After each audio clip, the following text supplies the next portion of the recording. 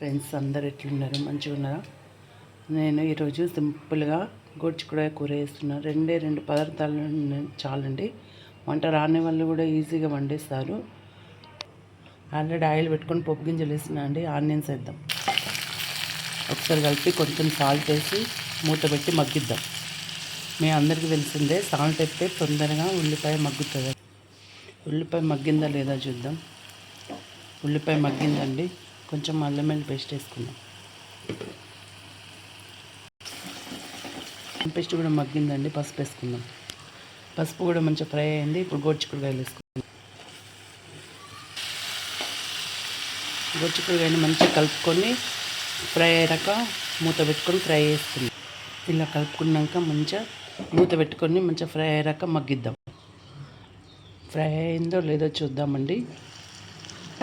Fry అయింది. ఒక 5 నిమిషాలు మగ్గిన తర్వాత ఉప్పు కారం వేసుకుందాం.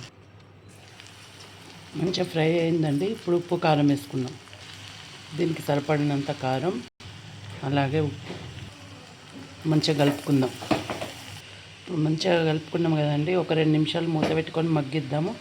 2 నిమిషాల తర్వాత కర్రీ రెడీ అయిపోతుంది. లంచ్ బాక్స్ పెట్టుకుందాం.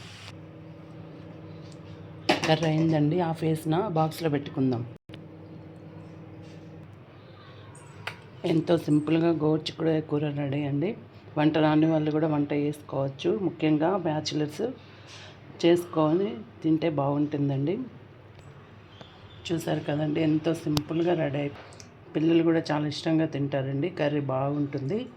ఈ వీడియో కనుక నచ్చినట్లయితే లైక్ చేయండి, షేర్ చేయండి, మన ఛానల్ని సబ్స్క్రైబ్ చేసుకోండి. ఇంతవరకు ఈ వీడియో చూసినందుకు ధన్యవాదాలు.